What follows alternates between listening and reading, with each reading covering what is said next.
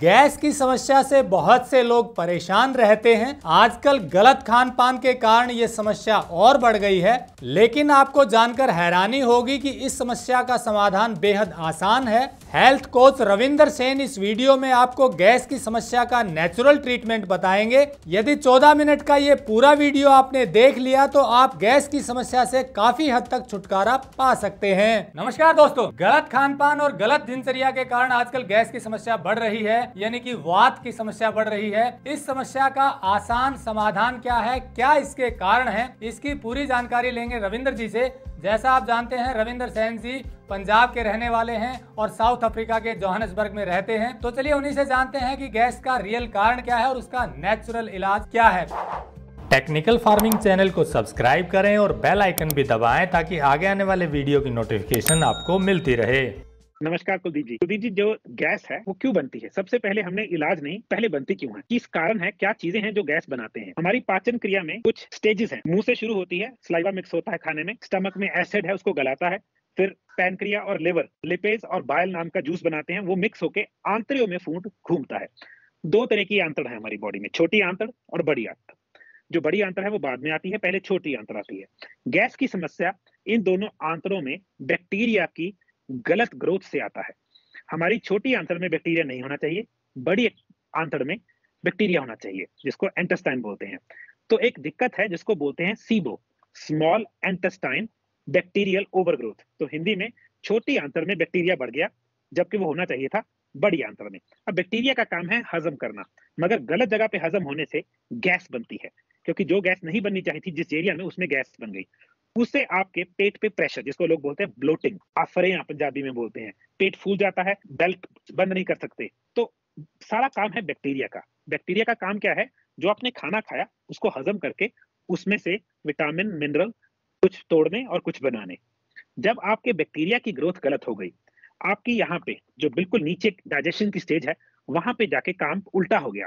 जहां पे जो काम होना चाहिए था वो नहीं हुआ, दोनों उल्टे हो गए। इसकी वजह से गैस बनती है। अब एक बहुत बड़ी दिक्कत है लोगों को, जब गैस बनती है उनके सिर में, जिसको बोलते हैं गैस चढ़ गई। वो एक्चुअल में कोई गैस यहाँ नहीं पहुंच गई, मगर हमारी जो आंतड़ है, जिसको हम एंटेस्टाइन बोलते हैं, इसको हमारे ब्रेन से एक चीज कनेक्ट करती है जिसको बोलते हैं वेगस नर्व। वेगस नर्व पूरे आंतड़ों की स्थिति ब्रेन को कम्युनिकेट करती है। तो जब यहाँ पे दिक्कत होगी, आपको यहाँ पे ब्रेन फॉग, इंग्लिश का वर्ड है ब्रेन फॉग, धुंधला लगेगा, जिसको हम बोलते हैं गैस चढ़ गई, जिसकी वजह से हेडेक, टाइटनेस ऑफ नेक, ऐसा लगता है नेक टाइट है, कई दिक्कतें आती हैं। अगर गैस आपके स्टमक के ऊपर आ गई तो उसका प्रेशर आपके हार्ट पे पड़ता है। तो कई लोगों को बिल्कुल ऐसे सिम्टम्स आते हैं गैस पे, जिसको गैस्ट्राइटिस का अटैक बोल देते हैं, डॉक्टर कुछ बोल देते हैं, जिसको बिल्कुल हार्ट अटैक लगता है, क्योंकि हार्ट के ऊपर नीचे से प्रेशर पड़ गया। तो उसको धड़कने में इजीनेस, आराम नहीं है, रिलैक्स नहीं है। तो गैस काफी चीजों को प्रॉब्लम कर देती है। गैस से कई लोगों को एंग्जाइटी, पैनिक अटैक हो जाता है। उसका रीजन सुनिए। आपके स्टमक में जैसे हाजम होनी चाहिए थी चीजें, वैसे नहीं हुई, उसकी वजह से गैस बन गई। उसने आपको, इसको इंग्लिश में बोलते हैं एंग्जाइटी स्टमक की दिक्कत दे दी। एंग्जाइटी स्टमक बिल्कुल पैनिक अटैक जैसा होता है। उसमें क्या होता है, फिर पेट साफ होता है 2-4 बार, फिर बंदा बोलता है बिल्कुल ठीक हो गया। अब दिक्कत है कहां पे? डाइजेशन में। डाइजेशन का रिस्पॉन्सिबल कौन है? पहले नंबर पे सलाइवा ग्लैंड, दूसरे नंबर पे स्टमक जिसमें एसिड है, तीसरे नंबर पे लिवर, चौथे नंबर पे थोड़ा सा पैनक्रिया जो कि लिपिड्स बनाती है, फिर आंतड़े। अब आप हैरान हो जाएंगे, सबसे पहला सिंपल सोल्यूशन गैस को ठीक करने के लिए है स्टमक का एसिड स्ट्रांग होना। जैसे कि मैंने आपको पिछली बार भी बताया था, 90% लोगों का स्टमक एसिड लो है। इसका मतलब जब वो खाना खाते हैं, उनके स्टमक में जो हाइड्रोक्लोरिक एसिड होना चाहिए वो नहीं है। उसके कारण से फूड यहाँ से जितना पच के आगे जाना चाहिए था उतना पच के नहीं गया, तो आंतड़ों पे जोर पड़ गया। तभी बीटेन हाइड्रोक्लोराइड बहुत अच्छी चीज है, या एप्पल साइडर विनेगर जो लोग शुरू करते हैं उनको गैस की दिक्कत कम हो जाती है। इसके बाद खाने को पचाता कौन है? लिवर गॉल ब्लैडर में बाइल बनाता है। बाइल वहां पे कंसंट्रेटेड होता है। 100 ग्राम बाइल 10 ग्राम रह जाता है। किसमें? गॉल ब्लैडर में। बहुत जरूरी अंग है वो। जब हम खाना खाते हैं और स्टमक से फूड आंतड़ों में जाता है, गॉल ब्लैडर उसको दबा के बाइल को, BILE, पीले रंग का लिक्विड है, मिक्स कर देता है फूड से। अगर बाइल नहीं है तो पाचन क्रिया नहीं है, क्योंकि बाइल का काम है सारे फैट सॉल्युबल, जिनको हम बोलते हैं तेल वाले विटामिन को तोड़ना, आंतड़ों को ग्रीस करना ताकि फूड मूव कर पाए। अगर बाइल कम है या अच्छी क्वालिटी का नहीं है तो आपको डाइजेशन इश्यू आएगा। अब बड़ी हैरानी की बात है, बाइल बनता है कोलेस्ट्रॉल से। कोलेस्ट्रॉल बनता है फैट खाने से, घी, मक्खन, olive oil, coconut oil, sesame oil जिसको हम बोलते हैं तिलों का तेल, आलमंड ऑयल, मूंगफली ऑयल, इन चीजों से बनता है बाइल।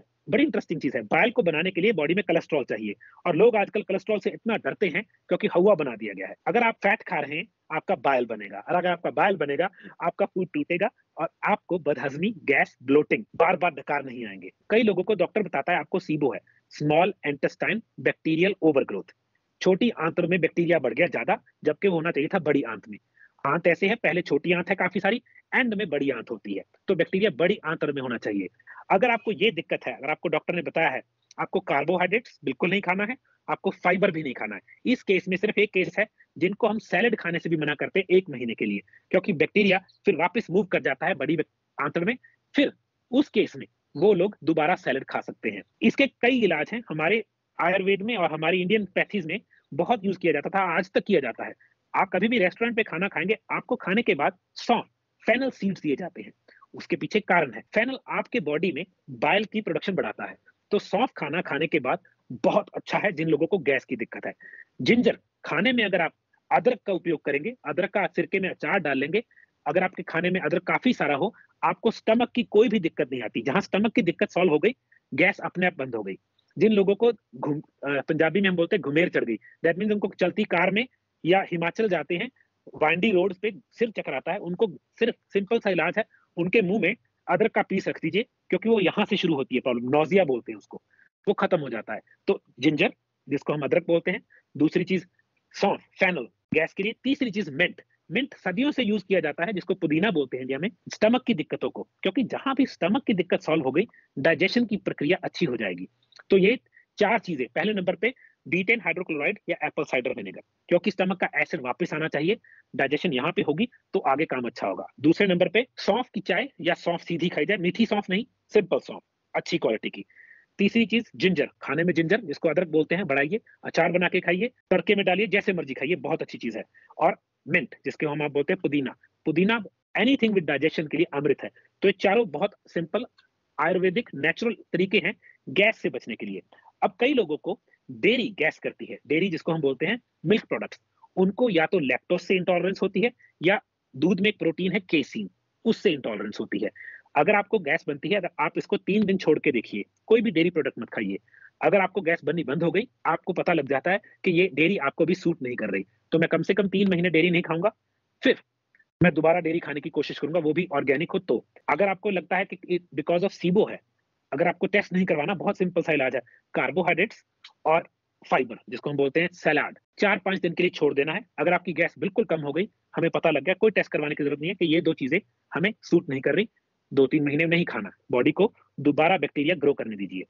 तो बहुत सिंपल है, सबसे पहले तो खाने से पहले 1 गिलास पानी में 2 चम्मच एप्पल साइडर विनेगर, 1 चुटकी नमक और थोड़ा सा नींबू का रस, या अगर आपको ज्यादा दिक्कत है, एसिड बहुत ही कम है, इसके साथ आप 2 B10 हाइड्रोक्लोराइड ले सकते हैं। कई लोग एप्पल साइडर नहीं ले सकते, उनको हम 3 से 4 B10 हाइड्रोक्लोराइड 1 गिलास पानी के साथ हर खाने से पहले, वो हाइड्रोक्लोरिक एसिड आपके स्टमक के एसिड को वापस लाने में मदद करता है, और इसको रिजल्ट दिखने में कई बार 15 दिन लगते हैं, क्योंकि हमने कोई सीधा एसिड नहीं डालना, हमने वो चीज दी है जिससे स्टमक का एसिड बनना शुरू हो जाए। तो ये ऐसी चीज है, वेगस नर्व, जो कि हमारी आंतड़ों की दशा, जिसको बोलते हैं कंडीशन, सिर को बता रही है, वो रिलैक्स हो जाती है, और उससे आपकी मेमोरी, जिसको हम बोलते हैं कि थिंक क्लियरली वाली, वो प्रक्रिया अच्छी हो जाती है।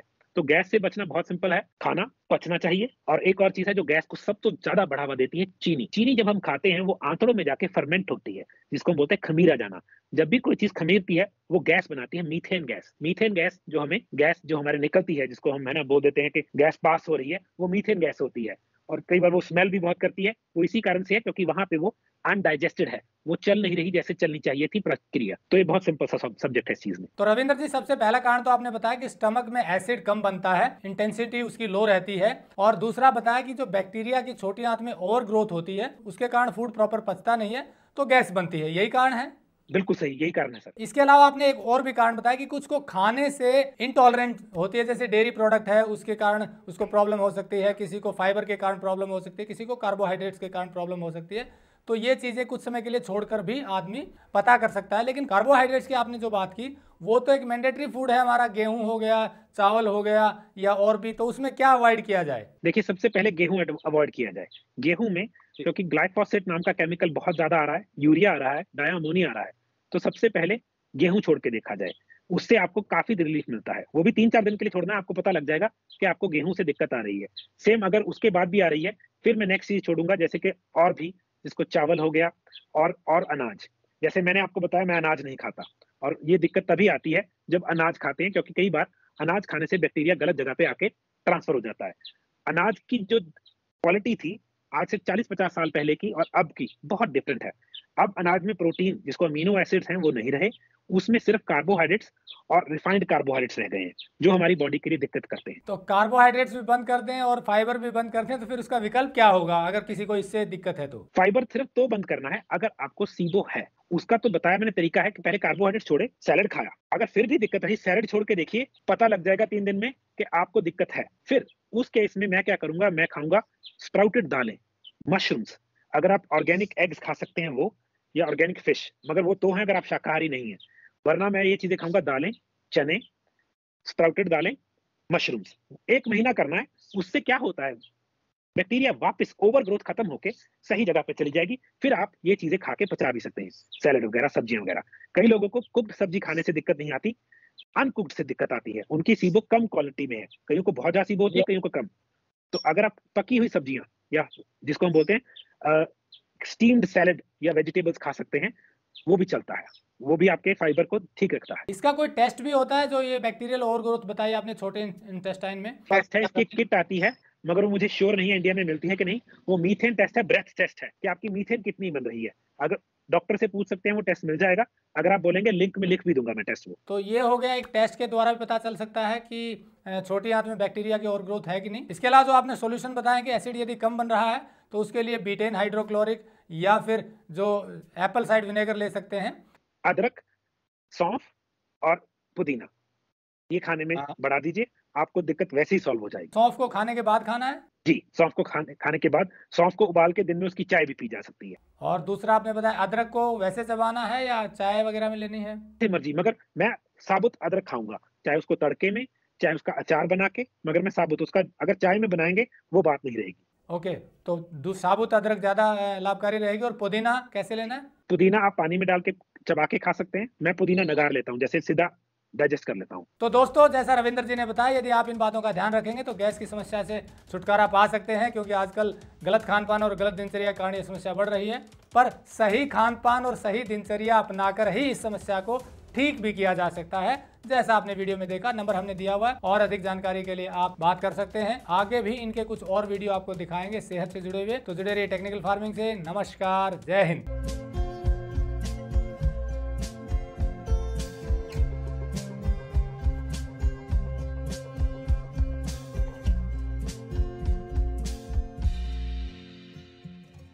अगर आपको यह वीडियो पसंद आया है तो ज्यादा से ज्यादा लाइक और शेयर जरूर करें। साथ ही चैनल को सब्सक्राइब करना ना भूलें।